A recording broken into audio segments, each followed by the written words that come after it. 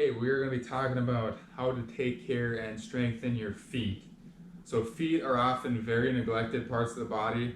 Most people, when they think of exercise, you got the common players like arm muscles, biceps, triceps, lats, shoulders, deltoids, quads, glutes, hamstrings, calves, back, all these, and you really don't think about your feet ever. So real quick, I'm going to pull this up here, some interesting facts about the feet that most people don't know.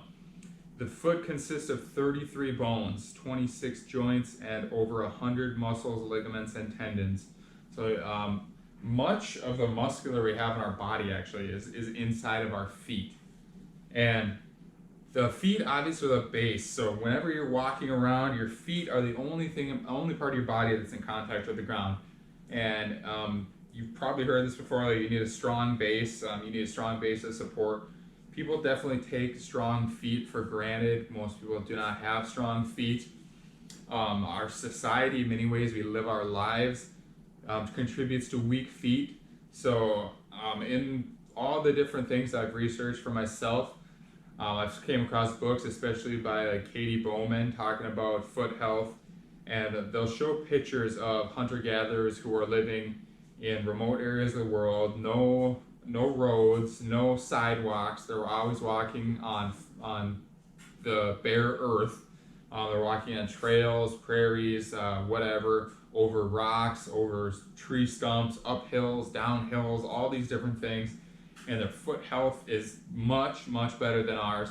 They show a picture of a businessman in like his 50s or 60s, and it shows his foot, and it's the ugliest thing you've ever seen. It's all his toes are pointed because of his business shoes he's been wearing for his whole life. His foot looks absolutely gnarly. And if you look at the hunter-gatherer's foot, they have their foot sitting down on the ground. Their foot is super wide. None of their toes are touching. All of their toes look like they should. There's no bunions. There's no disformed toes. They all look nice, like natural, what foot should look like. And this is just because we wear shoes all the time. People, like 6 months old are getting their first pair of shoes, or probably even younger now, I don't know. Getting their first pairs of shoes. If you think back to your childhood, you're going to school, you're wearing shoes. You're outside playing, you're wearing shoes, maybe. I mean, it depends on where you live, and if you have like a nice yard or something like that, maybe you're not wearing shoes, you're going barefoot, which thankfully was the case for me when I was a kid. I didn't wear shoes a lot. And then we're just kind of brought up in like you need arch support, your shoes protect you so much, and to a certain degree, your shoes do protect you. If you're walking over sharp rocks, if you're walking in a city where there could be broken glass or sharp objects on the ground or anything like this, or even just dirt, like really dirty areas, maybe there's oil spills on the ground or whatever from cars leaking it, anything like that, you really don't want to be walking on that stuff. So shoes do have a point, but being barefoot as often as you can definitely helps. And then in Katie Bowman's work, she also talks about walking on flat, level ground as being something that's not good for your foot and ankle. And if you think about it, the world outside, this artificial world we've created indoors or in cities or whatever, everything is flat. If you think about when's the last time you walked on something that wasn't completely flat and level. Maybe you walked on somewhere where there's a couple rocks or something, a couple tiny rocks you had to step on or whatever, or maybe there's textured ground somewhere, something like that. But for the most part, it's completely flat. We're never walking on any different textures. We're never stepping. So if you think about it, if you're walking through the woods or something like that, there's tree roots going through the ground, sticking out. So those tree roots, if you're stepping on them, your foot has to deform a certain way to kind of like step on that, and then it kind of moves around to give you a stable base while you're stepping on that. And this is why we have so many joints in our feet, just so it can manipulate on so many things. Maybe if you're walking through woods and there's a lot of tree stumps or rocks or something like that, you're not going to take a flat step onto every single thing you see because you just can't. There's not enough room to put your entire foot on there. So maybe so let's say you have to cross a pond. You're going to step on a rock and then step to another rock into a different pond, and you got to be on your tippy toes or on your forefoot because otherwise you're just going to slip off and fall into the pond or whatever stream or whatever you're crossing. So there's so many different ways which our feet have to move that we don't think about anymore because we don't have to move them that way, that contribute to good health. And when we don't experience those, they contribute to poor foot health and weak feet. So aside from the obvious, wearing shoes less often, getting out, walking on some varied terrain when you can, when it's safe to do so, in controlled settings, or go out to the park and you kind of scope out an area. Okay, there's no dog turds, there's no broken glass, whatever. I'm gonna take my shoes off and I'm gonna walk around a little bit. Besides that, there's things you can do at your home to help improve your foot strength. I'm gonna give a quick shout out to Myofascial on Instagram. I just found them a couple days ago. I've been following them. They got some really cool stuff on there, so check them out. Myofascial on Instagram. So I'm going to go over some different tools I have here to help improve your foot health. None of these are super expensive. I mean, they're probably like anywhere from 50 cents for a golf ball to like $80 for this little foot gym here. But I'm going to try to quickly run through these for you guys. So a golf ball is just a great, really cheap, inexpensive tool to just roll and massage the bottom of your feet. Depending on the size of your feet, if you have small feet, the golf ball is probably going to work better. If you have really large feet, the golf ball might not work super great. It is kind of very slippery surface, whatever, so if any feet sweat, this thing will slide around a lot. But it is like most people have a golf ball laying around, or you can go to the store and buy a golf ball for 50 cents or $1 or whatever, and that's just an easy way to massage the bottom of your feet. A better option for most people, maybe like $3 or $4 or $5, is a lacrosse ball. So lacrosse ball, again, put down. You can massage your feet on it. You can hold it in certain spots, so you can put it on your arch and then like squeeze your feet and then raise your feet and just kind of lift up your toes, curl your toes, kind of get in those places that feel tender. If you do get a tender one, hold for a minute. Try to relax on it, breathe deep, breathe easy. Don't hold your breath and give your body stress signals. Just relax, get on a tender point. You can hang out on that tender point a little bit. You can, again, flex and extend your toes on it.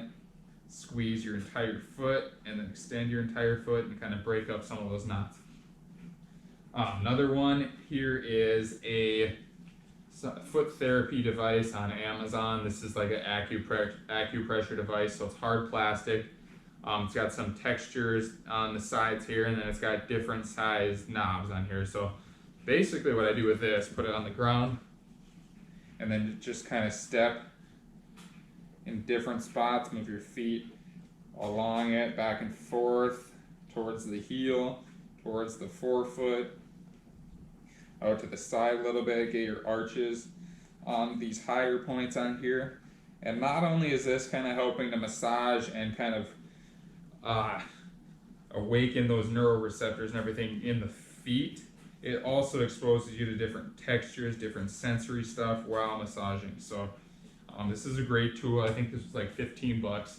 If you want to take it a little bit more extreme, this is a Zero Rocks mat, and Zero is a barefoot shoe company, minimalist shoe company, spelled Xero. I believe I bought this on Amazon, but last time I looked, they were not on there when I recommended it to somebody. But it's basically a little hard plastic way of stepping on different surfaces, and this one is a bit more intense than the other one there.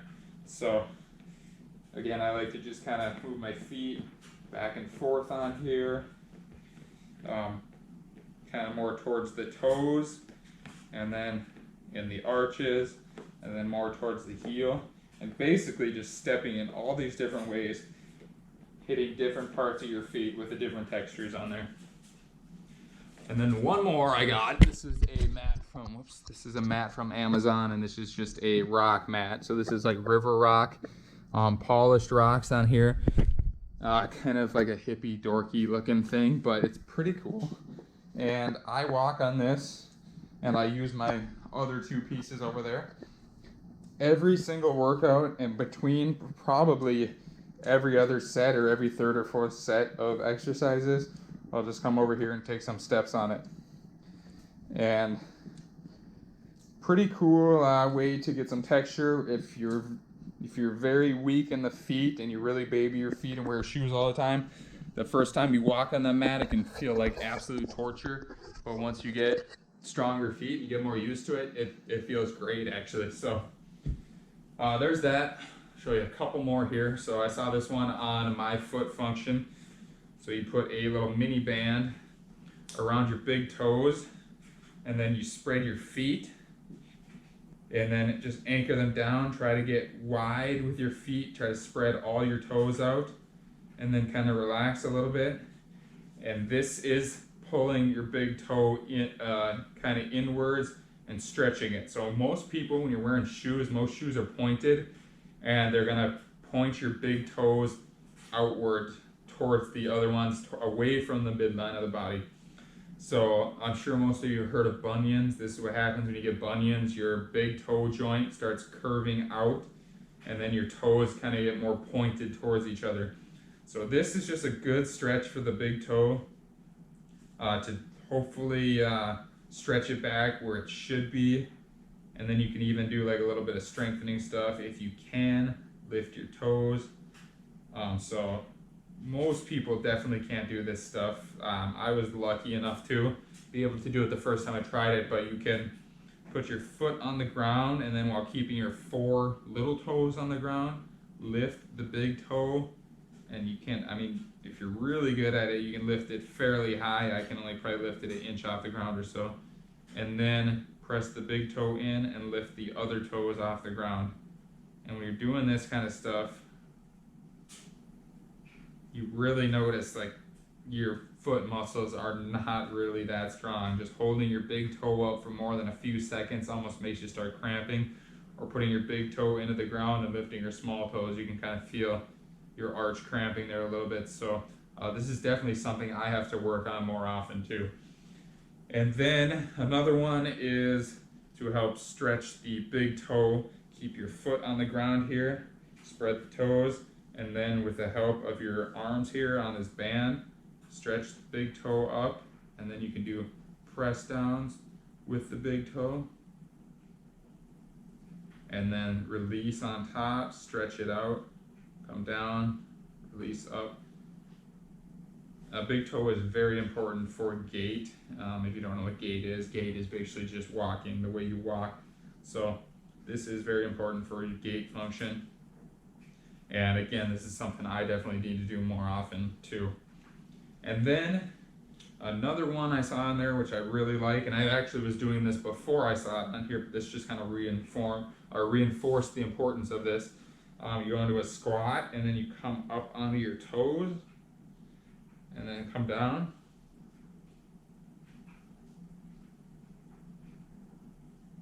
And then you can also lift, or you can also bring your knees forward, and then kind of sit back a little bit. And as you can see here, I'm really stretching my toes and my arch out right here. So come in, hold for a couple seconds down here, really push into those feet and stretch them out as long as it's a good stretch and not painful. And then slide back onto your feet into your deep squat. Come down, stretch the feet, come back. And then you can even alternate like toe squat, forward kneeling, foot stretch, back, toe squat. So that's some good things you can do to improve your foot health. Last up, I got this foot gym here. So this is a slant board basically that comes with a bunch of different bands here. You can do like some pulling with your toes. You can do some big toe raises, different movements with it. It comes with a manual of different things you can do. It's got all different size resistance bands. So if you have very weak feet, it's got the light band, and then 1, 2, 3, 4, 5 different ones all the way up to the black band. This also has a roller right here you can put on there, and that's another good foot massager tool. And then just the slant board itself. Slant board is very good for doing any kind of stretches. So you can do an ankle stretch like this, and with a bent knee, this is really going to stretch the soleus muscle of the calf. If you have a straight knee, it's going to stretch the gastrocnemius muscle of the calf. And if you're not familiar with any of this anatomy talk, the gastrocnemius is the big calf muscle on the outermost part of the calf, and then the soleus is the innermost muscle. So not that that really matters, you just want to stretch your ankle this way with a bent knee, and then also stretch it with a straight knee.